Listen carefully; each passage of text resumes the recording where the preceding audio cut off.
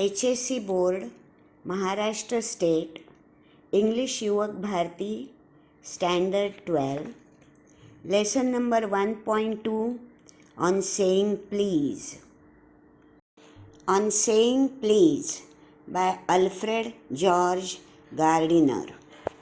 In this lesson, the author points out the value of good manners in social life and emphasizes the importance of courtesy and politeness in daily behavior. He shows how polite speech and manner sweeten the atmosphere around and how discourtesy and ill manners spoil or pollute it. On saying please. The young liftman in a city office who threw a passenger out of his lift the other morning and was fined for the offense was undoubtedly in the wrong. It was a question of please. The complainant entering the lift said top. The liftman demanded top please, and this concession being refused, he not only declined to comply with the instruction but hurled the passenger out of the lift. This, of course, was carrying a comment on manner too far. To comply with the instruction means act as per the instruction given. Discourtesy is not a legal offense and it doesn't excuse assault and battery. If a burglar breaks into my house and I knock him down, the law will acquit me, and if I am physically assaulted, it will permit me to retaliate with reasonable violence. It does this because the burglar and my assailant have broken quite definite commands of the law. But no legal system could attempt to legislate against bad manners or could sanction the use of violence against something which it doesn't itself recognize as a legally punishable offense. And now the meanings of the difficult words. Discourtesy means lack of courtesy or rudeness. Assault and battery means an attack which includes not only threats but also the actual use of violence. To acquit means to free from a criminal charge. Retaliate means return attack. Assailant means an attacker. Legislate means make a law or laws.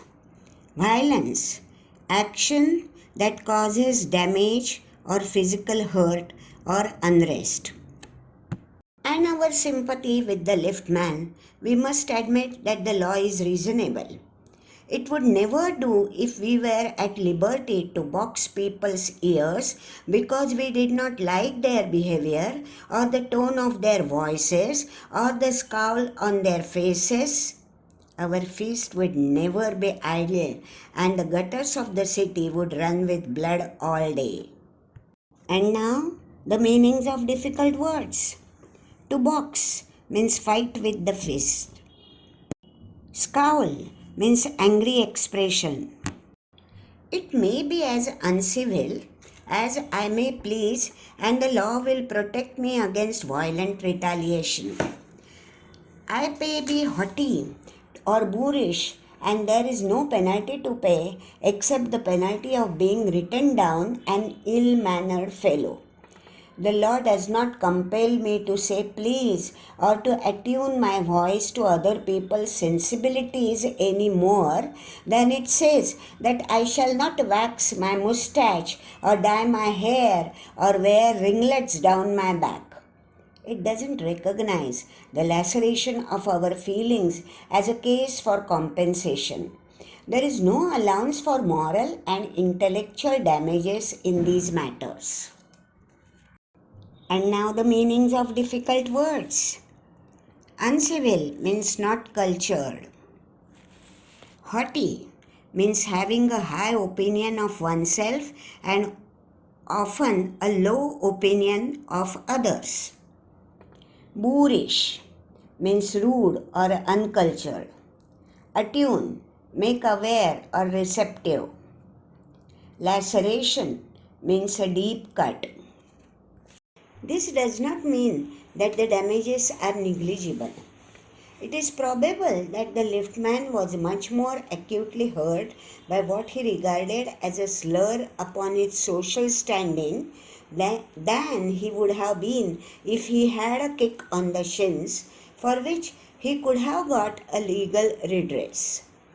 The pain of a kick on the shins soon passes away, but the pain of a wound to our self-respect or our vanity may poison a whole day.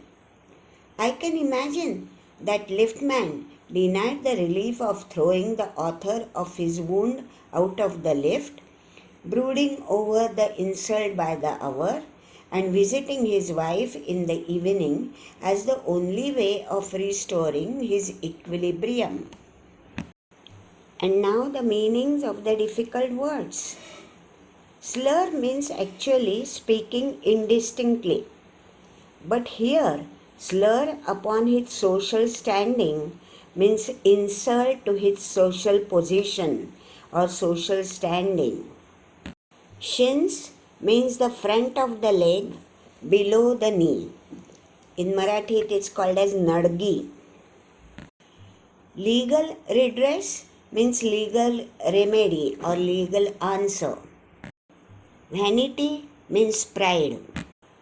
Brooding over means thinking anxiously or sadly about something. Equilibrium means balance. Now let us explain the meaning of this sentence. The pain of a kick on the shins soon passes away, but the pain of a wound to our self-respect or our vanity may poison a whole day. This sentence means that if there is any physical harm to us, then that pain, physical pain, passes away. After some time, that pain is no longer with us. But when someone hurts our ego or our self-respect, then that wound is quite deep and we are more hurt by it. For there are few things more catching than bad temper and bad manners. When Sir Anthony Absolute bullied Captain Absolute, the latter went out and bullied his man Fag, whereupon Fag went out downstairs and kicked the page boy. Probably the man who said top to the liftman was really only getting back on his employer, who had not said good morning to him because he himself had been henpecked at breakfast by his wife, to whom the cook had been insolent because the housemaid had answered her back. Now, the meanings of difficult words. Bullied means threatened. Henpecked means dominance by the wife. Insolent means very rude.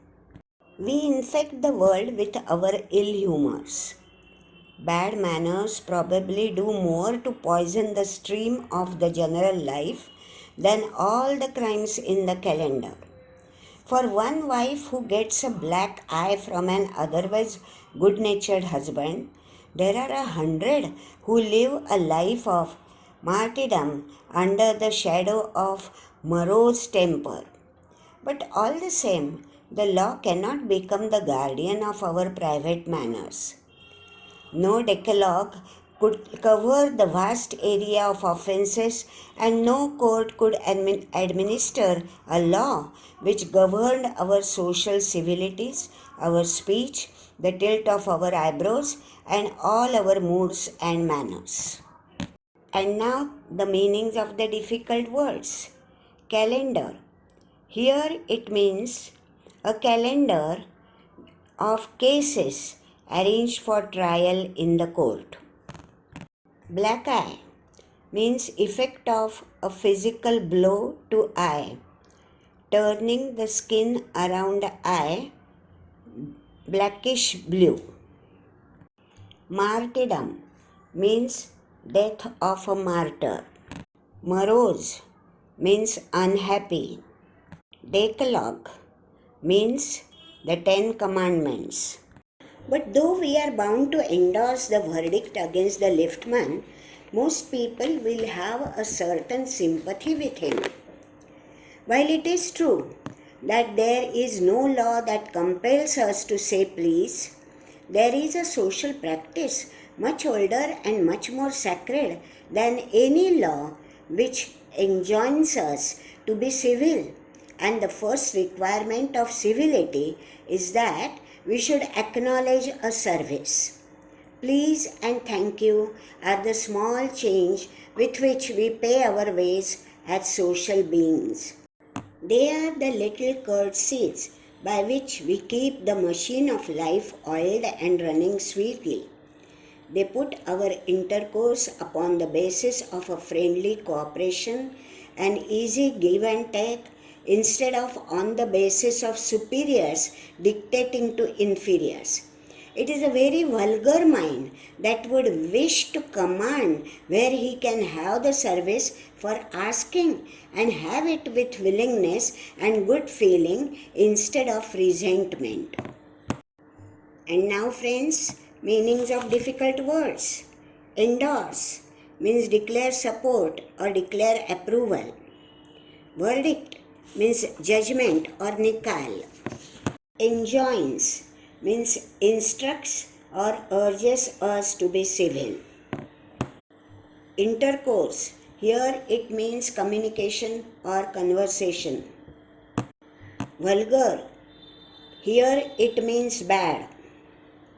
Resentment means anger. I should like to feature in this connection, my friend, the polite conductor. By this discriminating title, I do not intend to suggest a rebuke to conductors generally. On the contrary, I am disposed to think that there are few classes of men who come through the ordeal of a very trying calling better than bus conductors do. Here and there you will meet an unpleasant specimen who regards the passengers as his natural enemies, as creatures whose chief purpose on the bus is to cheat him and who can only be kept reasonably honest by a loud voice and an aggressive manner. But this type is rare, rarer than it used to be.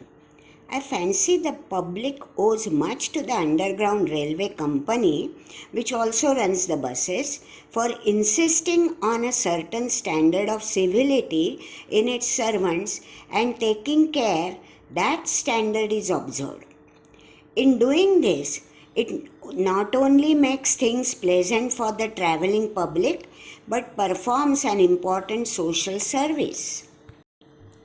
And now the meanings of difficult words. Discriminating means showing good judgment. Rebuke means express sharp disapproval for someone's bad behavior. Disposed means willing or inclined. Ordeal means difficult or painful experience.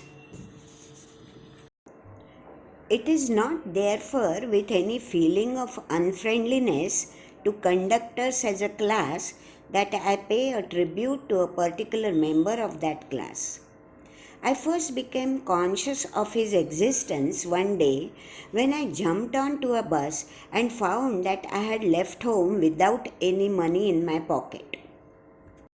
Everyone has had the experience and knows the feeling, the mixed feeling which the discovery arouses. You are annoyed because you look like a fool at the best and like a knave at the worst. You would not be at all surprised if the conductor eyed you coldly as much as to say, "Yes, I know that stale old trick. Now then, off you get." And even if the conductor is a good fellow and lets you down easily, you are faced with the necessity of going back and the inconvenience, perhaps, of missing your train or your engagement. And now the meanings of difficult words. Tribute means act to show gratitude. Shraddhanjali in Marathi. Conscious means aware. Knave means dishonest. Having searched my pockets in vain for stray coppers, and having found I was utterly penniless, I told the conductor with as honest a face as I could assume that I couldn't pay the fare and must go back for money. "Oh, you needn't get off. That's all right," said he. "All right," said I, "but I haven't a copper on me." "Oh, I shall book you through," he replied. "Where do you want to go?" And he handed his bundle of tickets with the air of a man who was prepared to give me a ticket for anywhere from the bank to Hong Kong. I said it was very kind of him and told him where I wanted to go. And as he gave me the ticket, I said, "But where shall I send the fare?" "Oh, you shall see me someday, all right," he said cheerfully. He turned to go. And then, luckily, my fingers, still wandering in the corner of my pockets, lighted on a shilling, and the account was squared. But that fact did not lessen the glow of pleasure which so good-natured an action had given me. And now the difficult words. Coppers, coins of low value. Account was squared means account was settled. Shilling means a former British coin. A few days after, my most sensitive toe was trampled on rather heavily as I sat reading on the top of a bus. I looked up with some anger and more agony and saw my friend of the cheerful countenance. "Sorry, sir," he said. "I know these are heavy boots. Got them because my own feet get trod on so much and now I'm treading on other people's. Hope I didn't hurt you, sir." He had hurt me, but he was so nice about it that I assured him he hadn't. After this, I began to observe him whenever I boarded his bus and found a curious pleasure in the constant good nature of his bearing. And now the meanings of difficult words. Countenance means facial expression. Treading means walk in a specified way. He seemed to have an inexhaustible fund of patience and a gift for making his passengers comfortable. I noticed that if it was raining, he would run up the stairs to give someone the tip that there was room inside. With old people, he was as considerate as a son, and with children, as solicitous as a father. He had evidently a peculiarly warm place in his heart for young people and always indulged in some merry jest with them. If he had a blind man on board, it was not enough to set him down safely on the pavement. He would call to Bill in front to wait while he took him across the road or round the corner or otherwise safely on his way. In short, I found that he irradiated such an atmosphere of good temper and kindness that a journey with him was a lesson in natural courtesy and good manners. And now the meanings of the difficult words. Inexhaustible म्हणजे कधीही न संपणारा, never ending. Solicitous means caring or concerned. Indulged means allow oneself to enjoy the pleasure of. Irradiated, here it means spread or produced. What struck me particularly was the ease with which he got through his work. If bad manners are infectious, so also are good manners. If we encounter incivility, most of us are apt to become uncivil. But it is an unusually uncouth person who can be disagreeable with sunny people. It is with manners as with the weather. "Nothing clears up my spirits like a fine day," said Keats, and a cheerful person descends on even the gloomiest of us with something of the benediction of a fine day. And so it was always fine weather on the polite conductor's bus, and his own civility, his conciliatory address, and good humoured bearing infected his passengers. In lightening their spirits, he lightened his own task. His gaiety was not a wasteful luxury, but a sound investment. And now the meanings of the difficult words. Uncouth means impolite, unrefined. Sunny people means cheerful people. Benediction means a blessing. Conciliatory means trying to win friendly feelings. Gaiety means cheerfulness. I have missed him from my bus route of late, but I hope that only means that he has carried his sunshine onto another road. It cannot be too widely diffused in a rather drab world, and I make no apologies for writing a panegyric on an unknown bus conductor. If Wordsworth could gather lessons of wisdom from the poor leech gatherer on the lonely moor, I see no reason why lesser people should not take lessons in conduct from one who shows how a very modest calling may be dignified by good temper and kindly feeling.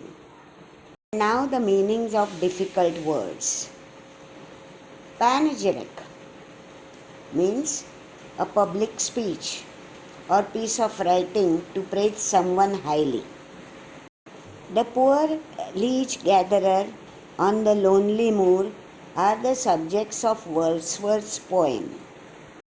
It is a matter of general agreement that the war has had a chilling effect upon those little everyday civilities of behavior that sweeten the general air. We must get those civilities back if we are to make life kindly and tolerable for each other. We cannot get them back by invoking the law. The policeman is a necessary symbol, and the law is a necessary institution for a society that is still somewhat lower than the angels. But the law can only protect us against material attack. Nor will the liftman's way of meeting moral affront by physical violence help us to restore the civilities. I suggest to him that he would have had a more subtle and effective revenge if he had treated the gentleman who could not say please with elaborate politeness. And now the meanings of the difficult words. Lower than the angels. Here it means less than perfect. Affront means an action causing outrage or offense. He would have had the victory not only over the boor but over himself, and that is the victory that counts. The polite man may lose the material advantage, but he always has the spiritual victory. I commend to the liftman a story of Chesterfield. In his time, the London streets were without the pavements of today, and the man who took the wall had the driest footing. I never give the wall to a scoundrel, said a man who met Chesterfield one day in the street. I always do, said Chesterfield, stepping with a bow into the road. I hope the liftman will agree that his revenge was much more sweet than if he had flung the fellow into the mud. And now the meanings of the difficult words. Boor means a rude, insensitive person.